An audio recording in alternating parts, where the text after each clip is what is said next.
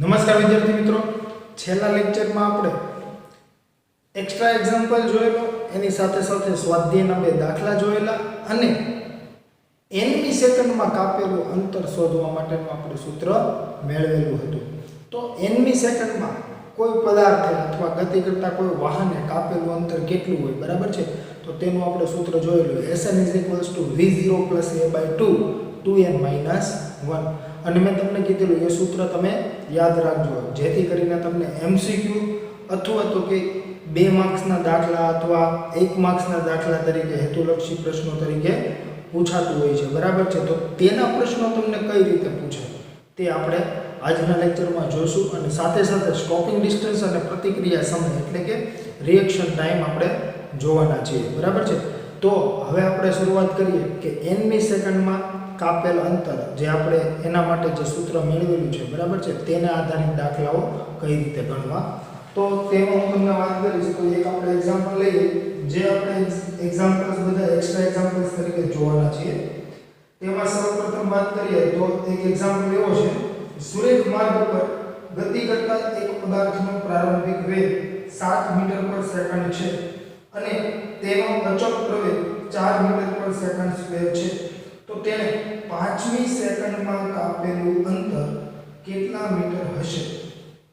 જો તો વિદ્યાર્થી મિત્રો, અહીંયા તમને શું આપેલું છે? તો કે ત્યાં તમને પ્રારંભિક વેગ આપી દીધો છે, અચળ પ્રવેગ આપેલો છે અને 5મી સેકન્ડમાં કાપેલું અંતર શોધો એવું કીધું છે. તો આપણે અહીંયા લખી શકીએ nમી સેકન્ડમાં પદાર્થે કાપેલ અંતર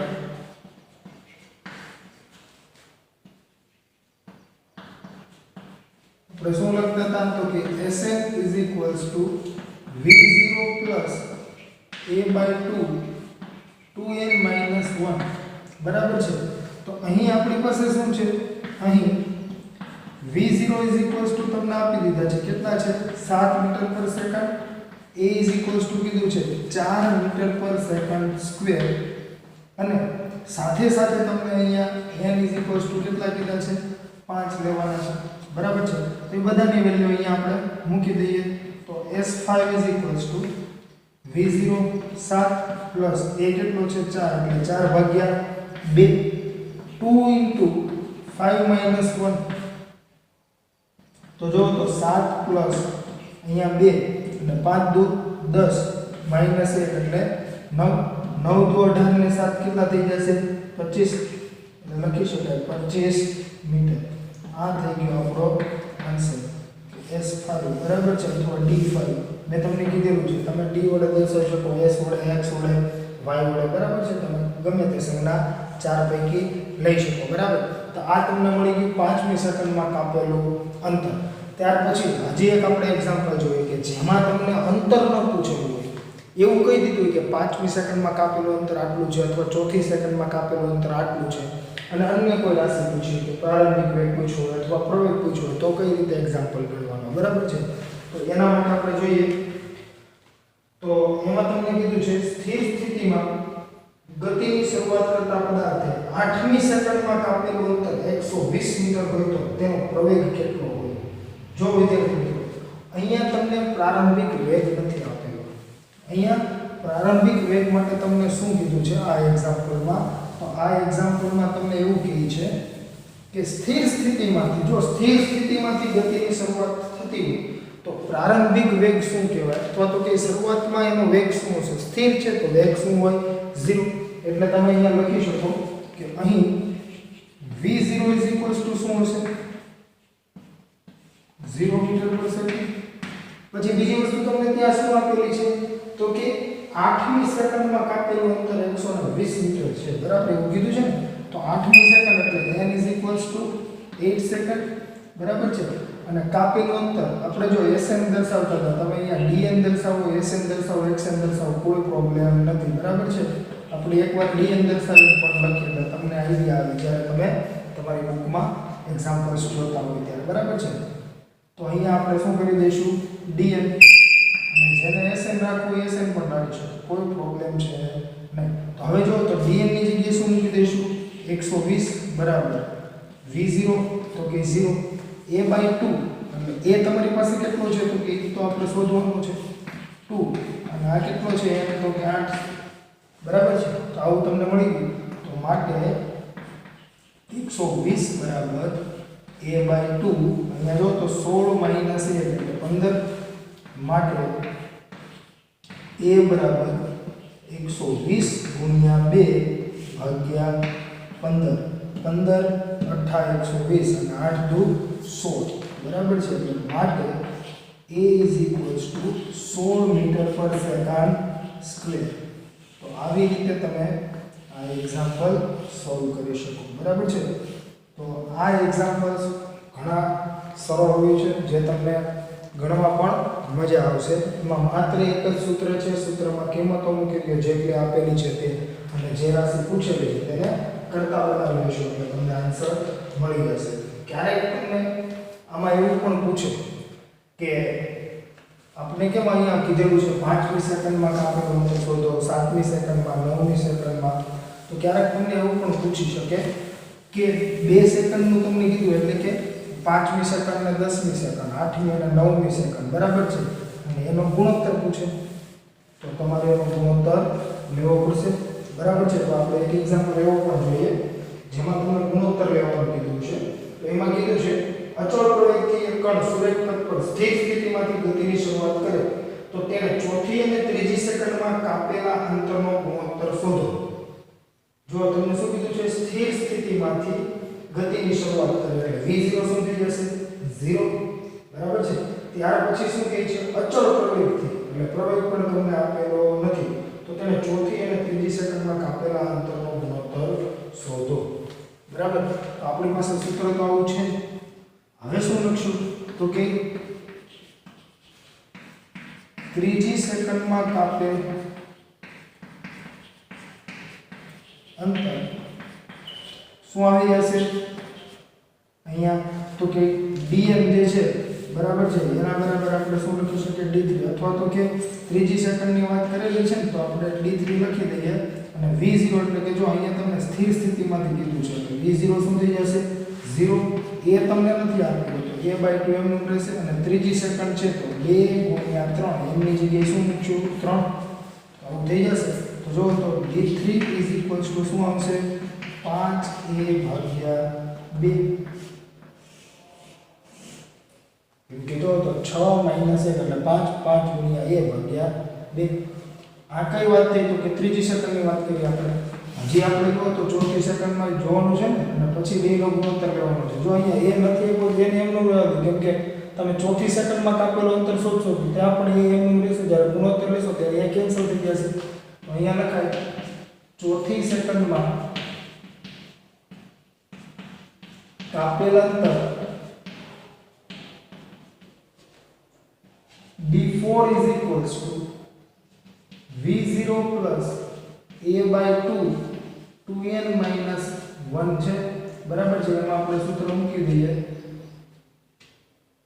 અહીંયા dn લખી દઈએ ખોટું આપણે સૂત્ર એકવાર બધું લખ્યું a/2 2 4 - 1 માટે d4 = શું મળશે 8 - 1 એટલે 7a/2 બરાબર છે તમે આ સ્ટેપ નહીં લખો તો ચાલશે બરાબર છે આપણે ઓલરેડી એકવાર લખી જ દીધેલું છે એટલે ખોટું વધારે લખવું નહીં અને એવું હોય તો અહીંયાથી હું પણ કાઢી નાખું એટલે જ્યારે લખું એને રહેવા દેવું ન લખ્યું તો લખવું નહીં હવે તમને જો તો ગુણોત્તર પૂછ્યો હતો ને ચોથી અને ત્રીજી સેકન્ડનો તો d4/d3 તો શું થઈ જશે તો કે અહીંયા જો તો 7a/2 / 5a/2 બેના છેદ કેન્સલ અંશના બેના એ પણ કેન્સલ તો આન્સર શું આવશે 7/5 તો આવી રીતે તમે આ જે nમી સેકન્ડમાં કાપેલા અંતરના જે સૂત્રોની વાત કરીએ તો તેને આધારિત તમે એક્ઝામ્પલ સોલ્વ કરી શકો જે ખૂબ જ સરળ છે જે તમને ગણતરી કરવી પણ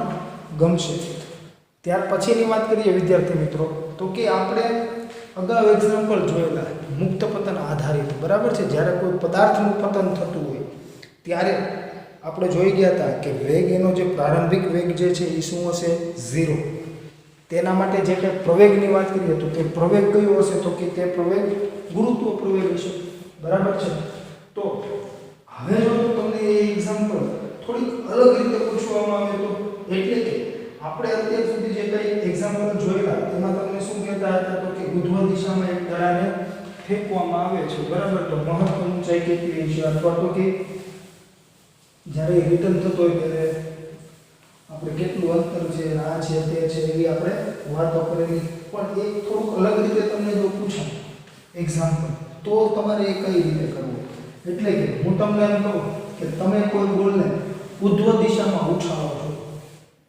એટલે કે તમે કોઈ દડાને ઉપરની દિશામાં ફેંકો છો ઉધ્વ દિશા એટલે ઉપર તરફ વધો એટલે નીચે તરફ જે આપણે વાત કરી ગયા છે બરાબર છે અને પછી હું તમને એમ કહું કે એક હાઈટ આપી હું તમને એવું કહું છું કે અહીંયાથી તમે કોઈ બોલને ફેંકો છો બરાબર છે અને અહીંયાથી પણ એક બોલ આવે છે એનો એ મુક્ત પતન કરશે અહીંયાથી તમે કંઈક એને વેગ આપો છો બરાબર તો બંને કઈ હાઈટે ભેગા થશે અથવા એવો પણ એક્ઝામ્પલ પૂછે કે મેં કોઈ બોલને અહીંયા જમીન પરથી આમ ફેંકેલો છે બરાબર એનો પ્રારંભિક ધારો કે 40 છે તો કઈ ઊંચાઈએ અથવા તો હું એમ કહું કે મહત્તમ ઊંચાઈ સુધી જઈ શકે કેટલી છે આ મહત્તમ ઊંચાઈ જ્યાં સુધી જશે તો કે 50 મીટર બરાબર એટલે 50 મીટર એનો વેગ શું થઈ જશે 0 અને પ્રારંભિક વેગ શું હશે 40 તો કઈ ઊંચાઈ એનો વેગ અડધો થાય એટલે કે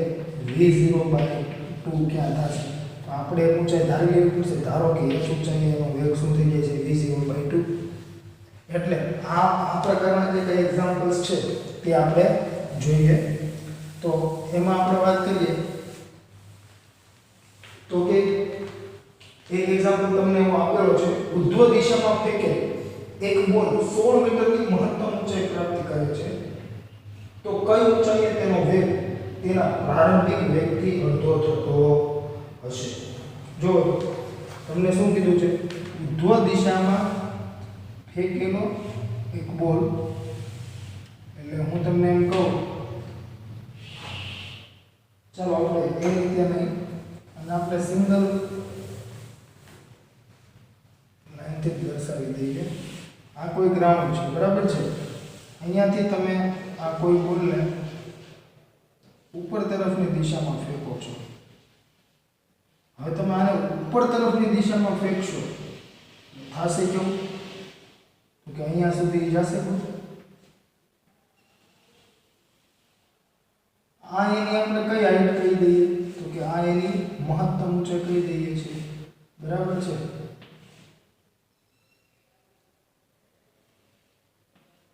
જે એની શું હશે મેક્સિમમ હાઈટ એટલે કે અહીંયા આપણે આ હાઈટની વાત કરીએ તો આ કેટલી હશે 16 મીટર જેને આપણે શું કહીએ છીએ મહત્તમ ઊંચાઈ તો અહીંયા તમારી સિચ્યુએશન કેવી છે તો કે તમે અહીંયાથી બોલને કંઈક પ્રારંભિક વેગથી ફેંકો છો ધારો કે પ્રારંભિક વેગ છે v0 અને અહીંયા એનો અંતિમ વેગ v બરાબર શું થઈ જશે 0 કે એને કીધું છે તમને અહીંયા કે મહત્તમ ઊંચાઈ કેટલી છે 16 મીટર સુધી જાય છે મેં તમને સમજાવ્યું કે તમે જો જમીન પરથી કોઈ બોલને ઉપર તરફ ફેંકો છો તો ગુરુત્વ પ્રવેગ કઈ તરફ હશે નીચે તરફ જેને લીધે એક હાઈટ સુધી જશે ધીમે ધીમે એનો વેગ ઘટતો જશે આ હાઈટનો વેગ શું થઈ જશે 0 અને એ ક્ષણ પછી શું કરશે ધીમે ધીમે ફરી પાછો રિટર્ન આવશે જે તમે અનુભવો કરો છો તો અહીંયા તમને મહત્તમ ઊંચાઈ કઈ દીધી છે તો મહત્તમ ઊંચાઈ વેગ શું હોય 0 જે આપણે ભણી ચૂક્યા છીએ બરાબર છે પણ અહીંયા તમને પૂછ્યું છે શું તો કે કઈ ઊંચાઈ એનો વેગ અડધો થશે પ્રારંભિક વેગનો બરાબર છે એટલે કે v0 છે એનો પ્રારંભિક વેગ છે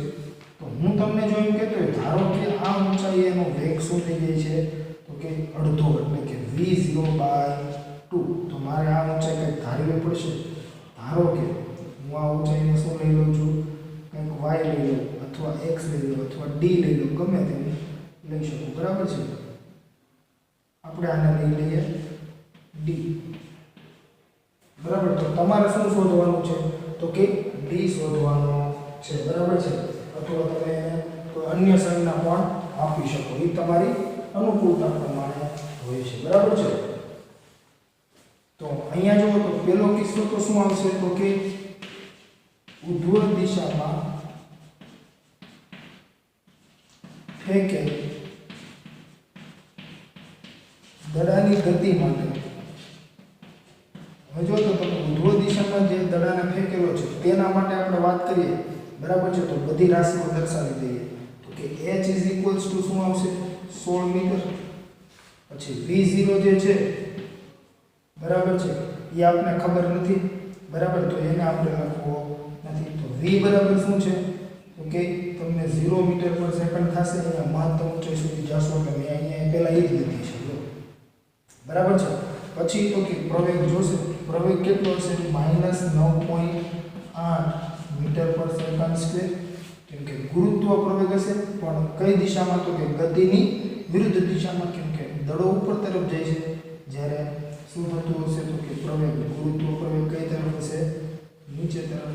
એટલે a બરાબર શું આવશે, તો કે a બરાબર -g, એટલે કે -9.8 મીટર પર સેકન્ડ સ્ક્વેર.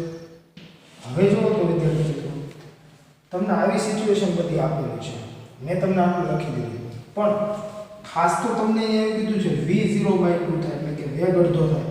તો પહેલા તો તમારે પ્રારંભિક વેગ શોધવો પડશે કે પ્રારંભિક વેગ છે કેટલો, તો તમે અહીંયા વેલ્યુ મૂકશો કે અહીંયા વેગ આટલો થાય છે, અહીંયા શરૂઆતમાં આટલો હતો. તો આ તમારા માટે જ્યારે આ કિસ્સો આવશે ત્યારે તમારા માટે પ્રારંભિક વેગ શું બનશે, તો કે v0, અને અંતિમ વેગ શું બની જશે, તો કે v0/2. સમજ પડી? એટલે આ તમારા માટે જ્યારે આ કિસ્સાની આપણે વાત કરતા હશું ત્યારે શું બની જશે, અંતિમ વેગ, બરાબર છે. અને પછી ત્યારે જો તમે અહીંયા v0 ની વેલ્યુ જાણતા હશો તો તમે વેલ્યુ મૂકીને કંઈક ઊંચાઈ મેળવી શકશો, બાકી મેળવી શકશો નહીં. કેમ કે આપણે સૂત્ર કયું વાપરતા હોઈએ છીએ, તો કે v² - v0². જો આ બે તમારી પાસે હોય ને પ્રવેગ હોય તો તમને અહીંયા કંઈક d મળશે. d મેળવવો હોય તમારી પાસે v0 ની વેલ્યુ જોશે, અને આ v0 ની વેલ્યુ હશે તો તમે v ની વેલ્યુ ત્યાં મૂકી શકશો. કે v બરાબર શું છે, તો અહીંયા કહી દીધું છે કઈ ઊંચાઈએ એનો વેગ અડધો થાય. એટલે તમારા માટે અંતિમ વેગ શું બની જશે, તો કે પ્રારંભિક વેગનો અડધો. એટલે અહીંયા તમે શું લખી શકો, તો કે v0/2 આખાનો વર્ગ, બરાબર છે. તો તમે એને સોલ્વ કરી શકશો. તો એના માટે તમારે જોઈએ શું, તો કે v0. તો v0 જોતો હોય, બરાબર છે, તો તમારે બીજી બધી રાશિ ખબર હોવી જોઈએ.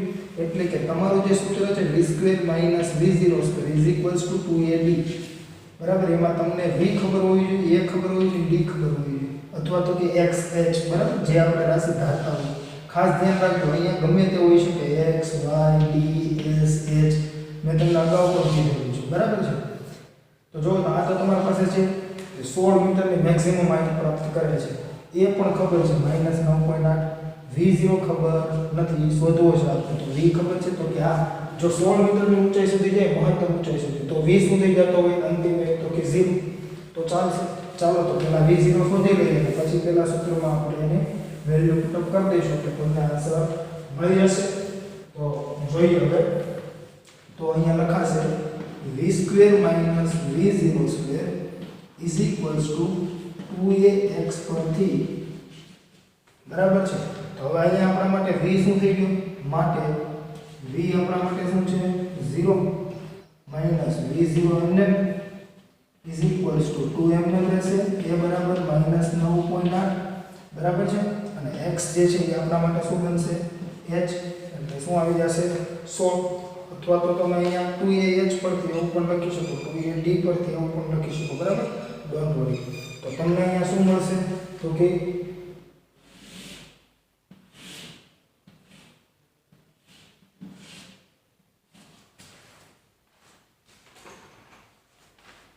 તમને અહીંયા એવું મળે છે -v0². જો કેમ કે અહીંયા તો 0 છે, એટલે શું આવશે -v0² -9.8 ગુણ્યા 2 અને ગુણ્યા 100, બરાબર છે. તો તમને અહીંયા એવું મળી જશે કે 9.8 ગુણ્યા 2 ગુણ્યા 100, એટલે 313.6, એટલે -v0² 313.6 મીટર સ્ક્વેર છેદમાં સેકન્ડ સ્ક્વેર. અને આ પણ કેવા છે માઈનસ, બરાબર. જો અહીંયા માઈનસ હતા એટલે માઈનસ માઈનસ કેન્સલ માટે v0 સ્ક્વેર આપણે એનું રહેવા દઈએ કેમ કે પછીનું જે સૂત્ર છે ને એમાં પણ આપણે v0 સ્ક્વેર જ વાપરવો છે તો ભલે આનું રહેવા દઈશું બરાબર છે ખોટું સાદું રૂપ આપણે આપવું નથી હવે જો તો તમે શું કરી શકો તો કે હવે આપણે જે ઊંચાઈ મેં તમને કીધી હતી તે ઊંચાઈ આપણે શું કરી લેશું ધારી લેશું કેમ કે આપણે તો જો v0/2 વેગ છે એ ઊંચાઈ શોધવાની છે ધારો કે d ઊંચાઈ શું થઈ જાય છે વેગ એનો v0d ધારો કે અહીંયા તમને જો પદાર્થ કીધો છે કે દડો કીધો છે તો કે ઉર્ધ્વ દિશામાં ખેંચેલો બોલ બરાબર છે ધારો કે બોલનો વેગ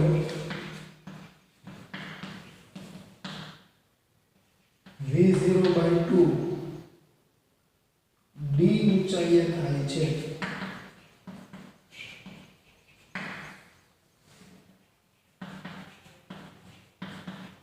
બરાબર છે અથવા ધારો કે બોલનો વેગ પ્રારંભિક વેગથી અડધો d ઊંચાઈએ થાય છે અથવા તો v0/2 d ઊંચાઈએ થાય છે તો v² - v0² = 2ax પરથી અહીંયા શું લખાશે તો કે અહીંયા તમારી પાસે બધી વેલ્યુ શું આવી જાય છે તો કે જો v બરાબર હવે v0/2 પછી v0 જે છે એ તમને ઉપર આપેલો છે એ v² એટલે 313.6 મીટર સ્ક્વેર પર સેકન્ડ સ્ક્વેર અને તમારે x બરાબર શું લેવાનું છે તો કે d લેવાનું છે બરાબર છે તો આટલી વસ્તુ આપણે ખ્યાલમાં રાખીશું તો માટે v0/2 whole square minus v0² = 2 અને એ કેટલો લઈ જાય છે -9.8 d માટે જો તો આનું સાદું રૂપ આપો તો શું મળશે તમને v0² / 4 માઈનસ v0² = -19.6 * d માટે 3v0² કેવા માઈનસ ડિવાઇડ બાય 4 જો તો v0² અને અહીંયા 4 ગુણાકારમાં આવશે તો -4v0² ડિવાઇડ બાય 4 એટલે 1 - 4 એટલે -3 = -19.6 d માટે -3 તો જો તો v0² ની વેલ્યુ આપણી પાસે છે શું છે તો કે માઈનસ જો -v0² ની વેલ્યુ અને પ્લસ તો શું થઈ જશે પ્લસ આવી જશે તો 313.6 બરાબર છે ભાગ્યા શું લખીશું 4 અને ગુણ્યા જે 19.6 છે એ પણ આપણે ક્યાં લઈ લઈએ અહીંયા છેદમાં એના શું થઈ જશે d માટે હવે જો તો આપણે જોઈએ આન્સર શું આવે છે 3 ગુણ્યા 313.6 ભાગ્યા 4 ભાગ્યા 19.6 એટલે આન્સર આવે છે 12 આન્સર મળી ગયો માટે d બરાબર શું મળ્યો 12 મીટર એટલે 12 મીટર એનો વેગ શું થઈ જશે અડધો થઈ જશે બરાબર છે તો આવી રીતે તમે આ એક્ઝામ્પલ જે છે તે તમે સોલ્વ કરી શકો અને હજી જો આને થોડુંક તમારે હજુ આ લેવલને થોડુંક ઈઝી કરવું હોય તો તમને મેં અહીંયા વેલ્યુ એટલે પુટઅપ કરેલી છે કે તમને ખ્યાલ આવે એટલે તમને પછી એવું થશે કે સર ક્યાં વેલ્યુ મૂકવી ક્યાં ન મૂકવી એ ખબર નથી પડતી બરાબર છે એટલે મેં બધી વેલ્યુ અહીંયા મૂકી દીધી છે બાકી હું જો અહીંયા વેલ્યુ ન મૂકત ને આને હું -g જ રહેવા દેતો બરાબર છે તો મને શું મળે તો કે અહીંયા 16 ગુણ્યા 2 એટલે કેટલા થઈ જાય 32g તો અહીંયા v0² મને શું મળે અહીંયા v0² બરાબર 32g મળે મેં અહીંયા 9.8 મૂક્યા છે એટલે ગુણાકાર કરીને મને આવો આન્સર મળે છે જો એ ન મૂક્યા હોય તો શું થઈ જાય તો કે મને 32g મળતા હોય બરાબર છે એ 32g નું એમનું રહેવા દે એટલે v0 ની વેલ્યુ હું અહીંયા 32g મૂકું અને અહીંયા પણ g ને એમનું રહેવા દે એટલે અહીંયા શું થઈ જાય 2g એટલે g કેન્સલ ને 2 અહીંયા છેદમાં આવી જાય એના કરતાં આપણે વેલ્યુ અહીંયા પુટઅપ કરેલી છે જેથી કરીને તમને પ્રોબ્લેમ થાય નહીં અને અહીંયા આપણે -v0² બરાબર એવું રાખેલું છે એનો મતલબ શું થાય તો કે v0² બરાબર 313.6 મીટર સ્ક્વેર પર સેકન્ડ સ્ક્વેર એવું લખવું તો લખી દઉં મિત્રો માઈનસ કેન્સલ થઈ જાય આપને ખ્યાલ હોય જ છે બરાબર છે ત્યાર પછી વિદ્યાર્થી મિત્રો આપણે વાત કરીએ તો કે તમને ટેક્સ્ટ બુકમાં બે ઉદાહરણ આપેલા છે ઉદાહરણ 3.7 અને ઉદાહરણ 3.8. તો ઉદાહરણ 3.7 અને ઉદાહરણ 3.8 જે છે એ અગાઉ મેં તમને કીધેલું કે ઉદાહરણ 3.3 અને 3.5 એ બંને આપણા માટે થિયરી બની ચૂક્યા હતા. એટલે કે 3.3 એટલે કે કલનશાસ્ત્રની રીતનો આપણે ઉપયોગ કરેલો અને તેના આધારે નિયમિત પ્રવેગી ગતિના સમીકરણો મેળવેલા. બરાબર છે. અને ત્યાર પછીની વાત કરીએ તો કે 3.5 3.5 માં આપણે શું કરેલું તો કે 3.5 માં આપણે મુક્ત પતન સમજેલા. તો હવે ત્યાર પછી 3.7 અને 3.8 આ બંને જે ઉદાહરણ છે તે પણ થિયરી જ છે. તે પૈકી આપણે 3.7 જોઈએ તો 3.7 જે છે સ્ટોપિંગ ડિસ્ટન્સની થિયરી છે. એટલે કે સ્ટોપિંગ ડિસ્ટન્સ કોને કહેવાય બરાબર છે તે સમજવાનું છે. અને ત્યાર પછીની વાત કરીએ તો કે પ્રતિક્રિયા સમય. તો હવે આપણે જોઈએ કે સ્ટોપિંગ ડિસ્ટન્સ કોને કહેવાય.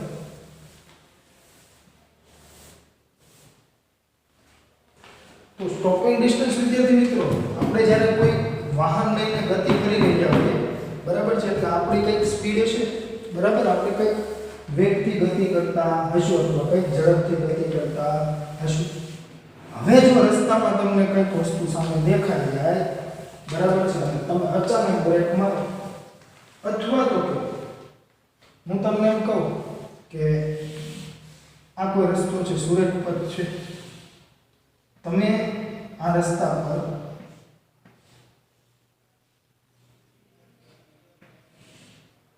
કોઈ વાહન લઈને ગતિ કરી રહ્યા છો બરાબર છે. આપણે જૂના મોડલની કાર દોરેલી છે એટલે થોડી ઊંચી હશે. હવે આ કાર લઈને તમે આમ ગતિ કરી રહ્યા છો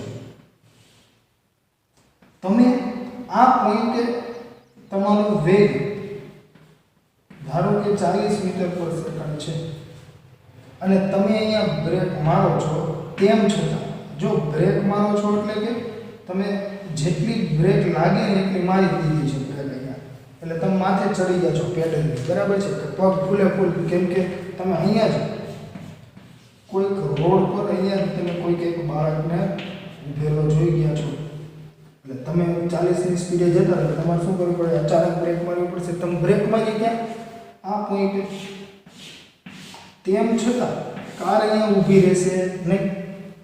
આપણે બધા જાણીએ છીએ તમે જ્યાં બ્રેક મારી દો ત્યાં અચાનક ઊભી જ રહી ગઈ છે કાર નહીં. ત્યાંથી થોડું અંતર કાપીને અહીંયા ક્યાંક કાર ઊભી રહેતી હશે બરાબર છે. એટલે કેવું થશે કે અહીંયા ક્યાંક કાર આવી રીતે ઊભી બરાબર છે. અહીંયા હવે કાર શું થઈ ગઈ છે ઊભી રહી છે. તો આ જે અંતર કાપીને કાર ઊભી રહી છે એ અંતરને શું કહેવાય સ્ટોપિંગ ડિસ્ટન્સ. જો નામ જ છે શું છે સ્ટોપિંગ ડિસ્ટન્સ. એટલે સ્ટોપ થતા પહેલા જે એને કાપેલું અંતર જે થયું બરાબર છે એ શું થઈ જશે એનું સ્ટોપિંગ ડિસ્ટન્સ.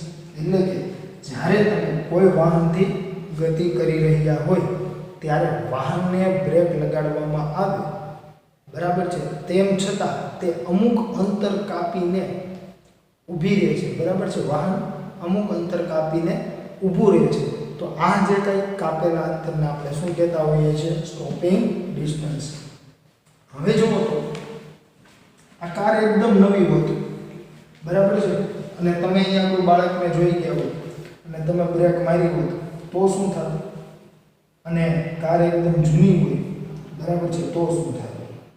તો જો કાર નવી હશે ને તો બ્રેકની ક્ષમતા સારી હશે બરાબર છે. એટલે તમે જો અહીંયા જૂની કારથી જો તમે બ્રેક મારી હશે તો તમે આટલે પહોંચો છો. નવી કાર વખતે એકદમ તમે બ્રેક મારી દીધી તો શું થાય તો આ અંતર હજી ઓછું કપાય આટલે ક્યાંક તમે ઊભા રહી ગયો સમજાય છે.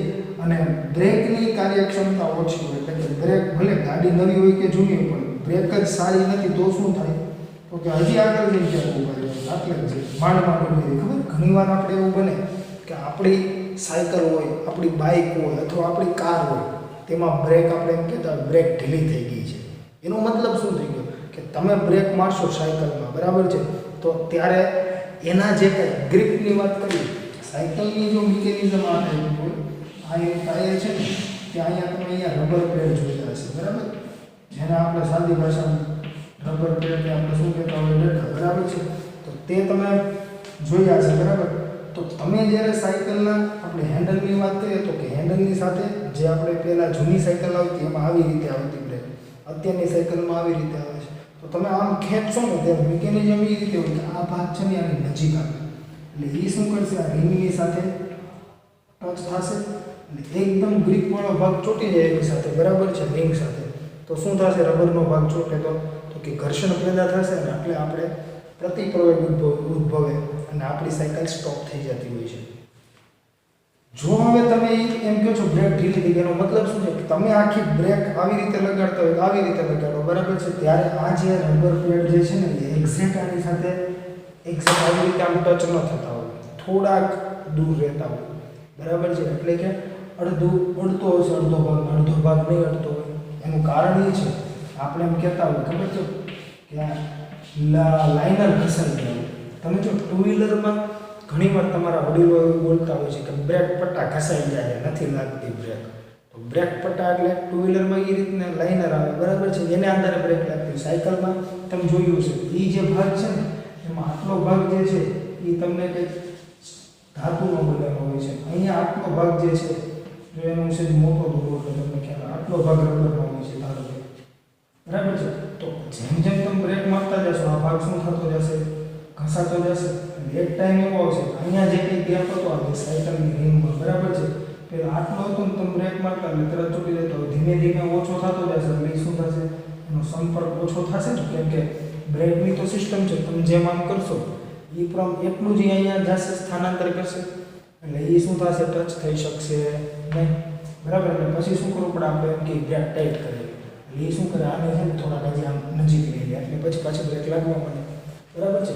એટલે આજે સ્ટોપિંગ ડિસ્ટન્સ એ કેટલી વસ્તુ ઉપર આધાર રાખશે તો કે બ્રેકની ક્ષમતા ઉપર મેં તમને વાત કરી, બરાબર છે. જો બ્રેક સારી છે, બરાબર છે, તો આજે કે સ્ટોપિંગ ડિસ્ટન્સ જે ઓછું કપાશે, બ્રેક સારી નહીં હોય તો વધુ મળશે સ્ટોપિંગ ડિસ્ટન્સ. એટલે પહેલી વસ્તુ તો એ આધાર શેના ઉપર હશે તો કે બ્રેકની ક્ષમતા પર. હવે બ્રેકની ક્ષમતા એટલે શું વાત થઈ તો કે બ્રેકને લીધે ઉદ્ભવ તો શું હોય, આ પ્રતિપ્રવેગ હોય ને એટલે વેગમાં શું કરે છે, ઘટાડો. મેં તમને કીધેલું કે વેગમાં ઘટાડો થતો હોય, બરાબર છે, તો આપણે એવા પ્રવેગને શું કહેતા હોઈએ છીએ, પ્રતિપ્રવેગ, કેમ કે એ હંમેશા આપણી ગતિની વિરુદ્ધ દિશામાં હોય છે, બરાબર છે વિદ્યાર્થી મિત્રો.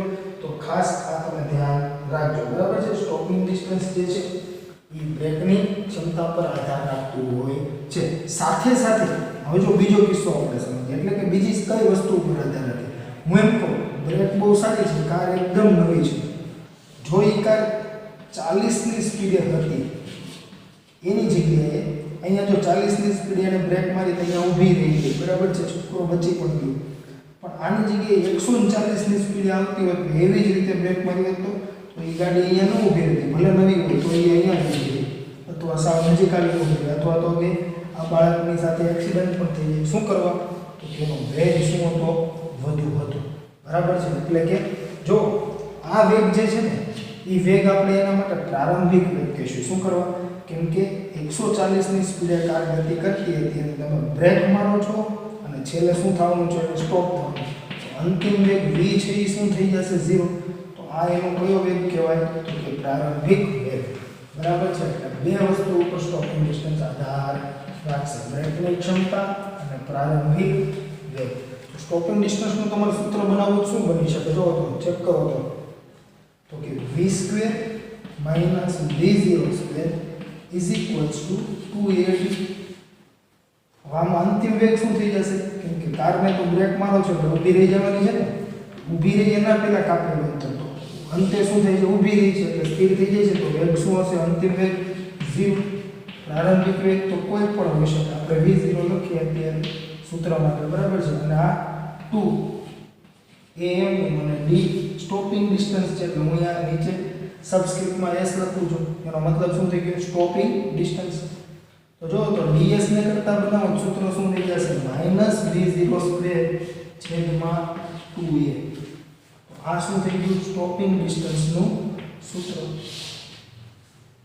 એટલે તમે આના ઉપરથી શું કહી શકો, સ્ટોપિંગ ડિસ્ટન્સ શેના પર આધાર રાખે છે તો કે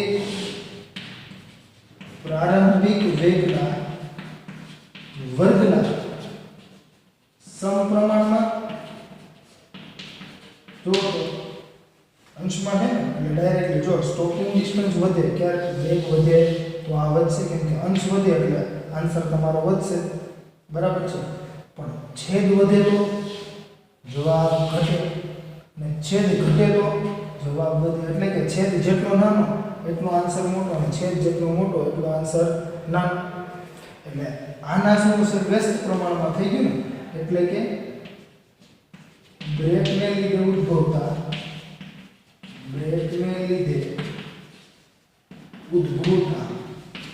પ્રવેગ પ્રતિપ્રવેગ કેવો હોય હંમેશા પ્રતિપ્રવેગ હશે તમારા વેગની વિરુદ્ધ દિશામાં જોઈએ તો જ તમે સ્ટોપ થઈ શકો વેગમાં ઘટાડો કરવાનો છે ને એને આપણે શું કહીએ છીએ પ્રતિપ્રવેગ બરાબર છે ઉદ્ભવતા પ્રતિપ્રવેગના વ્યસ્ત પ્રમાણમાં આ તમારે લખવાની જરૂર નથી હમણાં હું તમને આખી થિયરી કઈ રીતે લખાય લખી દઈશ જે તમારે યાદ રાખવાનું છે બરાબર અને જો તમને એવું થશે સર તમે અંતર કરો છો બરાબર સ્ટોપિંગ ડિસ્ટન્સ એટલે અંતર તો ઋણ કેમ છે અંતર કોઈ દિવસ ઋણ હોય નહીં તો વિદ્યાર્થી મિત્રો આનો આન્સર કોઈ દિવસ ઋણ નહીં આવે એનું કારણ છે -v0² છેદમાં 2a છે એનું કારણ શું છે તો v0 તમારો જે હશે ને જો તમને એવું થાય વેગ સદિશ રાશિ છે બરાબર છે તો v0² કરો છો એટલે આ જવાબ હંમેશા પોઝિટિવ આવશે અને એ જે છે ને પ્રતિપ્રવેગ કીધો છે મેં તમને કીધું છે વેગની વિરુદ્ધ દિશામાં અને પ્રવેગ કેવી રાશિ છે સદિશ રાશિ અને મેં તમને કીધું હતું પ્રવેગ હશે તો ધન હશે અને પ્રતિપ્રવેગ જે છે એને આપણે શું કહેતા હોય છે તો કે ઋણ સંજ્ઞાથી દર્શાવે છે બરાબર છે કેમ કે વેગમાં વધારો કરે છે વેગમાં વધારો થતો તો આપણે શું કહીએ પ્રવેગ અને વેગમાં ઘટાડો થતો બરાબર છે તો આપણે શું ઉદ્ભવે છે એવું કહીએ પ્રતિપ્રવેગ એટલે પ્રતિપ્રવેગ હંમેશા ઋણ હશે અને પ્રવેગ જે છે હંમેશા ધન હશે કેમ કે આ જે છે ને એ કેમ હોય તો કે ગતિની દિશામાં અને આ હંમેશા પ્રતિપ્રવેગ છે ને એ હંમેશા ગતિની વિરુદ્ધ દિશામાં હોય ખ્યાલ આવે છે એટલા માટે બરાબર છે તો આ હંમેશા ઋણ હશે ઋણ કેન્સલ તો તમને આન્સર હંમેશા ધન જ મળવાનો છે બરાબર છે અંતર છે અંતર કોઈ દિવસ ઋણ હોઈ શકે નહીં તો વિદ્યાર્થી મિત્રો હવે આપણે જોઈએ કે આ મેં તમને જે સ્ટોપિંગ ડિસ્ટન્સની વાત કરી એ સ્ટોપિંગ ડિસ્ટન્સમાં તમારે એની વ્યાખ્યા કઈ રીતે યાદ રાખવાની સૂત્ર બરાબર છે તો હવે આપણે જોઈએ સ્ટોપિંગ ડિસ્ટન્સને આપણે લખશું કઈ રીતે એની વ્યાખ્યા સૂત્રો બરાબર છે એના પર આધાર રાખે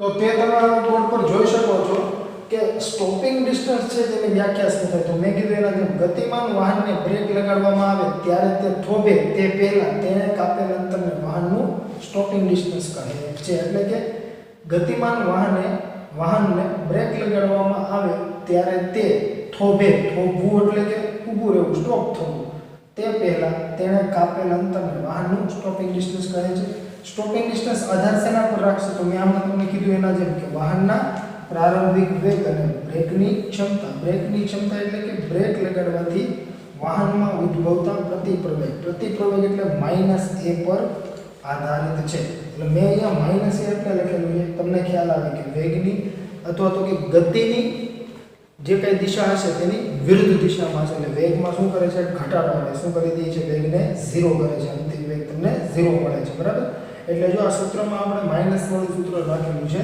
જો તમે અહીંયા એની જગ્યાએ ડાયરેક્ટલી માઈનસ એ મૂકી દો તમને પ્લસ પણ મળે મેં તમને કીધું ને કેમ કે જે અંતર છે એ હંમેશા ધન જ હશે એટલે તમને જવાબ હંમેશા ધન જ મળશે કેમ કે એ જે છે તમને જો પ્રવેગનું મૂલ્ય એમ કે એ જેટલું છે બરાબર તમે બ્રેક લગાડતા ઉદ્ભવતો પ્રવેગ એ છે તો અહીંયા શું આવશે માઈનસ એટલે શું મળી જશે ધન અથવા તો હું તમને એમ કહું કે 5 મીટર પર સેકન્ડ સ્ક્વેરના પ્રવેગથી બ્રેક લાગે છે બરાબર છે તો એ શું થઈ ગયું પ્રતિપ્રવેગ તો -5 થઈ જશે એટલે માઇનસ કેન્સલ થઈ જશે એટલા માટે બરાબર તો અહીંયા મેં કીધું ધારો કે v0 વેગથી ગતિમાન વાહન બ્રેક લગાડ્યા બાદ કાપેલ અંતર ds છે તો v² - v02 બરાબર 2ax પરથી 0² - v02 2a ds એટલે ds ને આપણે કરતા માટે કીધું જે મેં હમણાં તમને સમજાવ્યું બરાબર છે તે રીતે લખાશે અને આમ સ્ટોપિંગ ડિસ્ટન્સ વાહનના પ્રારંભિક વેગના મેં કીધું ને વાહનના પ્રારંભિક વેગના શું છે વર્ગના સમપ્રમાણમાં બરાબર છે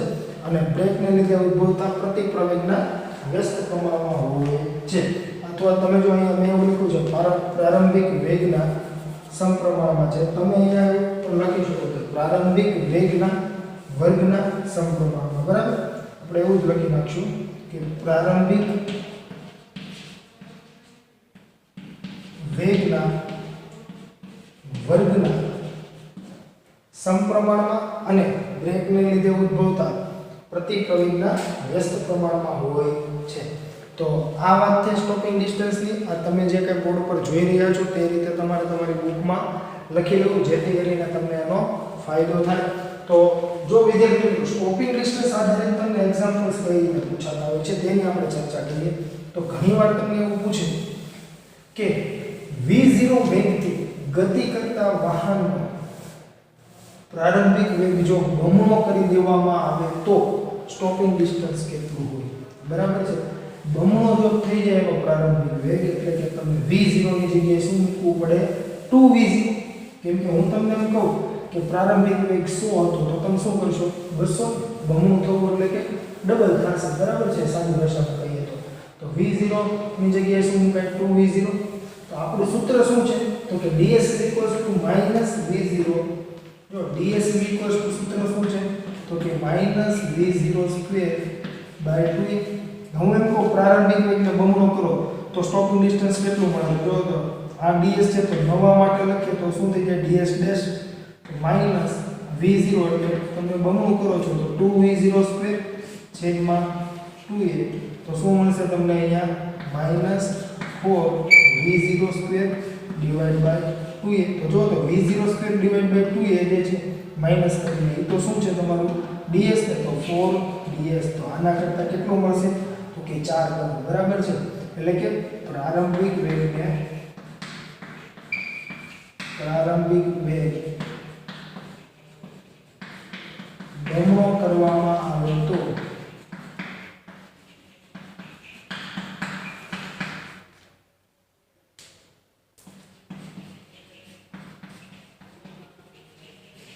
સ્ટોપિંગ ડિસ્ટન્સ ખાલી જગ્યા થાય આવું તમને પૂછાઈ શકે. તો અહીંયા શું આવશે આન્સરમાં તો કે 4 ગણું થાય. જે આપણે જોયું ને કેટલું થશે 4 ગણું થાય. એટલે તમે આવી રીતે એને મેળવી શકો, બરાબર છે. આના પરથી લખાશે આવું.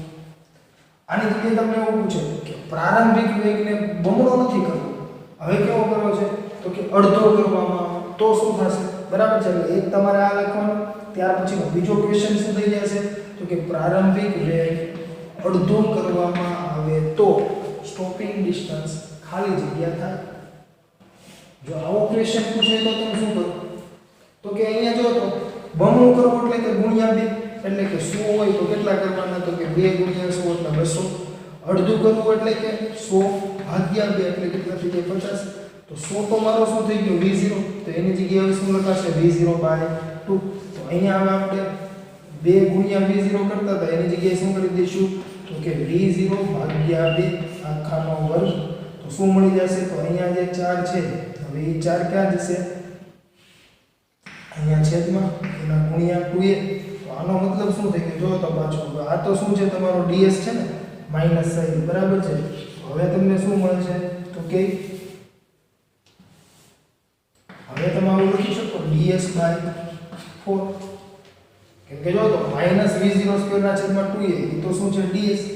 તો અહીંયા હવે તમે શું લખી શકો તો સ્ટોપિંગ ડિસ્ટન્સ કેટલું થઈ ગયું તો કે ચોથા ભાગનું.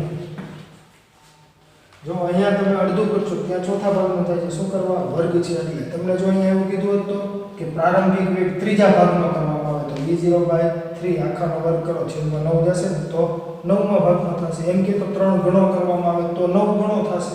સમપ્રમાણમાં છે એટલે એવું થવાનું છે. જો અહીંયા ગણો કરવામાં આવે તો આ આન્સર પર તમને ગણો મળશે, બરાબર છે. કે આટલા ગણો થાય છે 2 ગણો થાય છે 2 ના વર્ગ ગણો તમને ત્યાં મળે. એટલે કે અહીંયા હું એમ કહું 4 ગણો કરવામાં આવે તો સ્ટોપિંગ ડિસ્ટન્સ 16 ગણું થઈ જાય.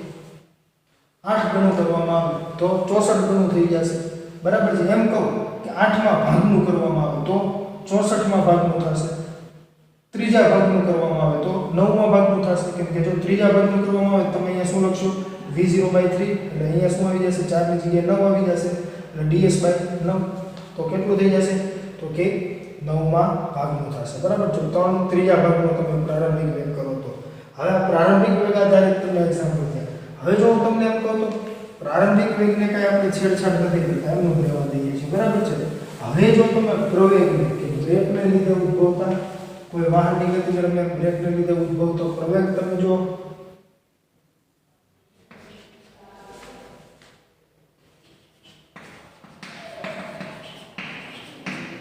અહીં આખો ક્વેશ્ચન આપણે પૂર્ણ લખીએ જેથી કરીને તમને નહીં આવે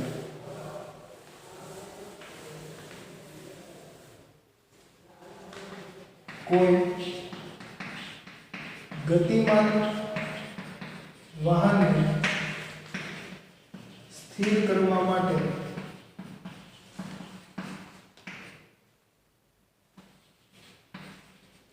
બ્રેક લગાડતા ઉદ્ભવતા પ્રવેગને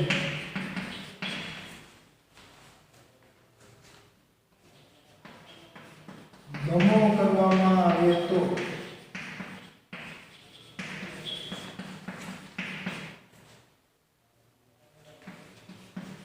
સ્ટોપિંગ ડિસ્ટન્સ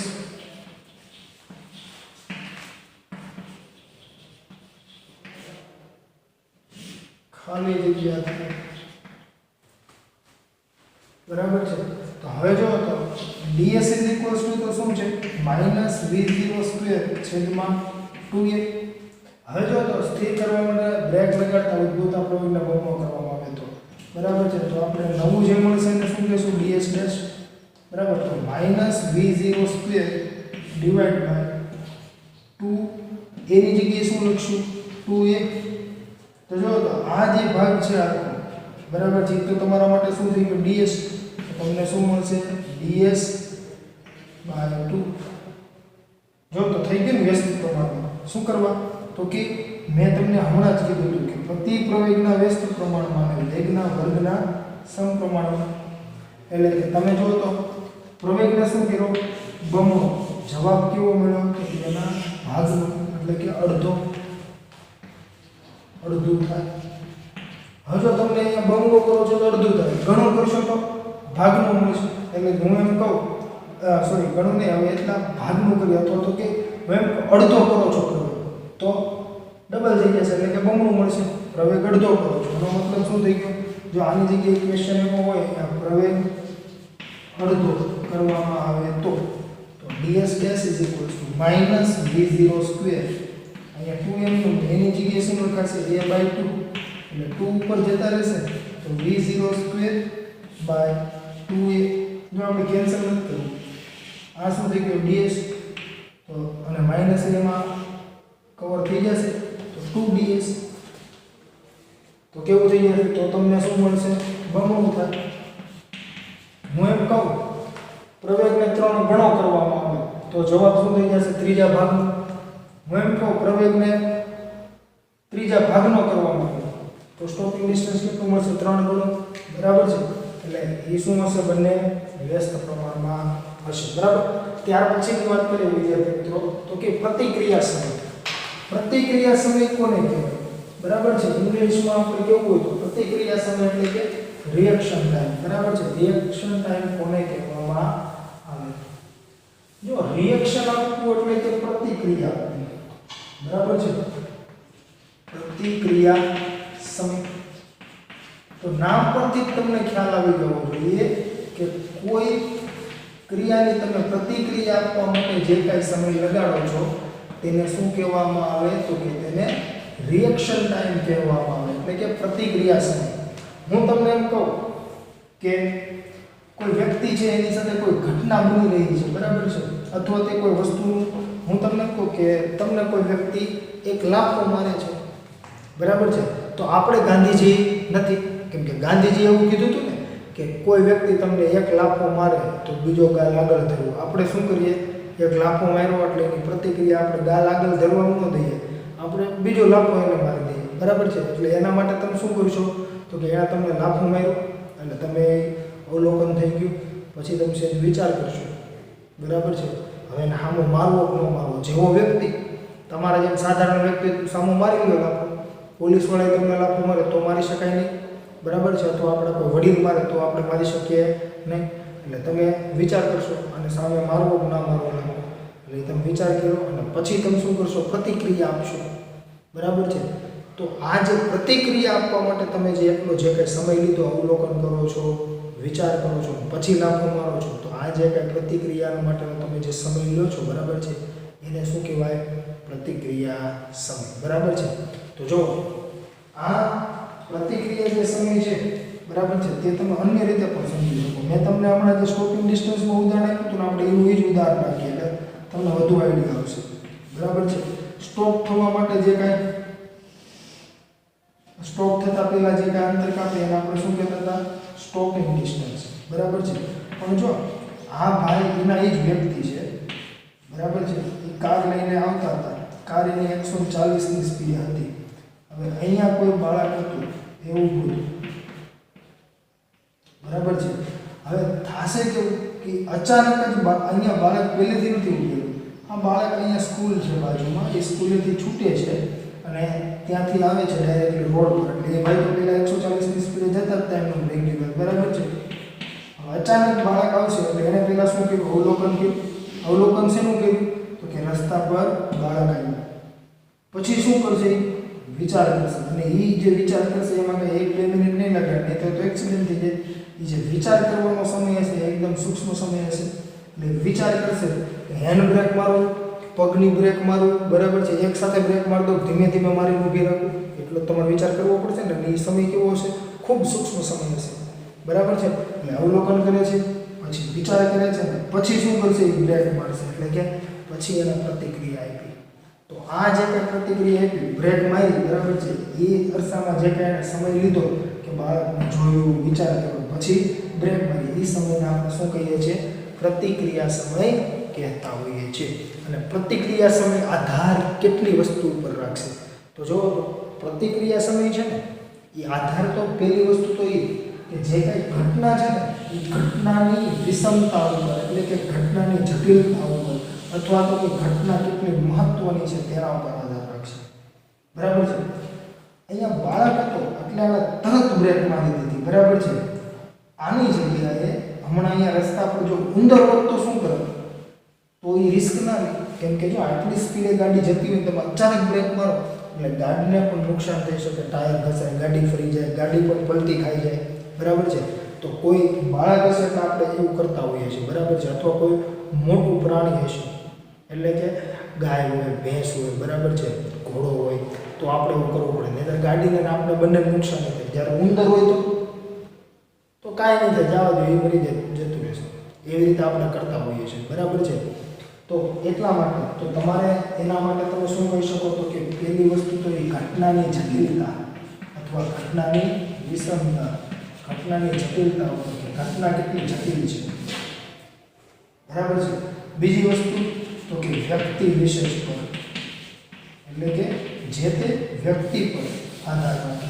આ બે વસ્તુ ઉપર પ્રતિક્રિયા સમય આધાર રાખે. કેમ, તો કે આ બે વસ્તુ જો હું તમને અલગ અલગ રીતે સમજાવું, બરાબર છે. કઈ રીતે, તો કે ઘટનાની જટિલતા, તમારી પાસે કોઈ બે વસ્તુ તમારી સાથે એક સાથે બે ક્રિયા થાય છે, બરાબર છે.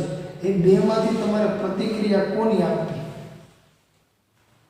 તો કે જો હું તમને હમણાં મેં તમને લાફાવાળું કીધું તો આપણે એની સાથે જ કન્ટિન્યુ રહીએ, બરાબર છે. તમે ટીવી જોવો છો, ઇન્ડિયા પાકિસ્તાનની મેચ ચાલુ છે, તમને ભૂખ લાગી છે, તમે મમ્મીને ઓર્ડર કરો છો, બરાબર છે, કે મારા માટે નાસ્તો લઈ. મમ્મીને પણ મેચ જોવામાં વધારે ઇન્ટરેસ્ટ છે. મમ્મી એમ કહે છે ના ના થોડીક વાર પછી લઈ આવો, એટલે તમે શું કરશો, તમારી સિસ્ટર હશે અથવા કોઈ તમારો ભાઈ હશે એને ઓર્ડર કરો છો, ભાઈ તો લઈ આવે, એટલે એ લઈ આવે છે, બરાબર છે. અને એ જ્યારે લઈને આવે છે ત્યારે તમને આમ ધીમેકથી થાપલી મારે કે લઈ આવતો હોય તો તમે શું કરશો, તો તમને ભૂખ લાગી છે, બરાબર છે, તમે ડાયરેક્ટ ખાવા નહીં મળો, બરાબર. અમુક વ્યક્તિઓ એવા હોય છે, બરાબર, જે શાંત સ્વભાવ નથી, પછી ખાવા માટે મગજમાં ના લે, બરાબર છે. અને અમુક શું કરતા હોય છે, તો કે પહેલાં રિએક્શન કોને આપે, જે થાપલી મારી મહેરમ કરવા એવી રીતે કરશે ને, બરાબર છે. તો એનો મતલબ શું થઈ ગયો, જે તે વ્યક્તિ પર આધાર રાખશે. અમુક વ્યક્તિ શાંત સ્વભાવના હશે, તે શું કરશે, ખાવા માંડશે, કાંઈ નહીં, વાંધો નહીં, બરાબર છે. અને અમુક વ્યક્તિ શું કરશે, પહેલાં એને રિપ્લાય આપશે. એટલે બે ઘટના છે ને એમાંથી કઈ ઘટનાને તમે રિએક્ટ કરશો, બરાબર છે. એટલે કે ઘટનાની જટિલતા ઉપર આધાર રાખશે. કોઈ આ ઘટનાને રિએક્ટ કરે, કોઈ આ ઘટનાને રિએક્ટ કરે. અને એ જે પણ ઘટનાની જટિલતા છે સાથે સાથે વ્યક્તિ પર પણ આધાર રાખે છે, બરાબર છે. હું તમને એમ કહું, એક અન્ય ઉદાહરણ લઈ લઈએ આપણે, તો કે આજ આપણે જે વાત કરી, બરાબર છે, આપણા ઘરમાં કોઈ જાનવર ચાલુ જાય છે, બરાબર. એટલે કે આપણે જે જીવજંતુઓ કહીએ, બરાબર છે, એવું કોઈ જીવજંતુ હોય, અત્યારે ચોમાસાની ઋતુ છે તો એવા જીવજંતુઓ નીકળતા હોય છે, બરાબર છે. જે પૈકી સમજો કે આપણા ઘરમાં કોઈ નાનું અમથું સાપનું બચ્ચું નીકળે છે, બરાબર છે. તો એટલે કે સાપ નીકળે છે, પણ સાઇઝમાં કેવું છે, ખૂબ નાનું, બરાબર છે. એટલે તો ઘણા વ્યક્તિઓ એવા હશે કે એને મારશે, ઘણા એવા હશે નહીં મારે, જવા દેશે, બરાબર, બહાર કાઢી મૂકશે. તો જે તે વ્યક્તિ પર પણ આધાર રાખશે ને નિર્ણય કેવો લે છે, બરાબર છે. અને ઘટનાની જટિલતા, જો આ જ વ્યક્તિ જે જવા દે છે ને અમુક મારે છે, બરાબર છે, પણ જો એ ઘટના એવી બની હોય કે માત્ર નીકળતા નથી, બરાબર છે, જે સાપ છે એ માત્ર નીકળશે નહીં, ડંખ મારી દે છે, તો શું કરશે, તો વ્યક્તિ વિચારશે નહીં બહુ લાંબુ, એને પછી નહીં જવા દે, મારી નાખશે. તો જો ખાલી નીકળે છે તો આપણે મારતા નથી, જો ડંખ મારે તો મારી નાખો છો. એટલે કે ઘટનાની જટિલતા પર આધાર રાખશે, બરાબર છે. અને એનું સૂત્ર પણ કઈ રીતે બનતું હોય છે, તો કે આપણે તે જોઈએ કે લખાય કઈ રીતે અને એનું સૂત્ર કઈ રીતે બનતું હોય છે.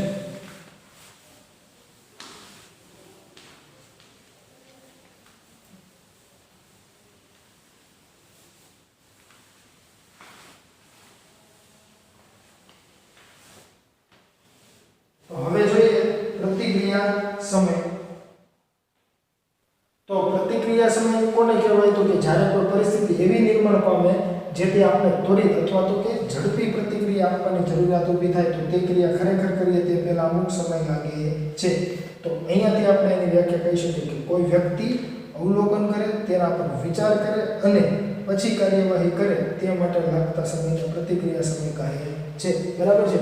અને ઉદાહરણ કેવું હોય તો આપણે જે પહેલું જે ઉદાહરણ આપણે લીધેલું કે કોઈ એક વ્યક્તિ કાર ચલાવી રહ્યો છે અને અચાનક એક છોકરો રસ્તા પર આવી જાય છે, ત્યારે કારને બ્રેક લગાડ્યા પહેલાં જે કાંઈ સમય લે છે, બરાબર છે, એને આપણે શું કહીએ છીએ, તો કે રિએક્શન ટાઈમ અથવા પ્રતિક્રિયા સમય કહેતા હોઈએ છીએ. અને પ્રતિક્રિયા સમય શેના પર આધારિત હોય છે, તો પરિસ્થિતિની જટિલતા અને વ્યક્તિ વિશેષ પર આધારિત છે, જેના મેં તમને ઉદાહરણો પણ આપેલા. અને હજુ તમે તમારી રીતે પણ ઉદાહરણો બનાવી શકો. જેમ કે કોઈ પોલીસ સ્ટેશનમાં કોઈ બે વ્યક્તિ એક સાથે જાય છે, બરાબર છે. એક વ્યક્તિ એવું કહે છે કે મારા 10,000 કે 15,000 રૂપિયા ચોરી થઈ ગયા છે, અને એક અન્ય વ્યક્તિ એવું કહેશે કે મારા કોઈ રિલેટિવનું મર્ડર થઈ ગયું છે, બરાબર છે.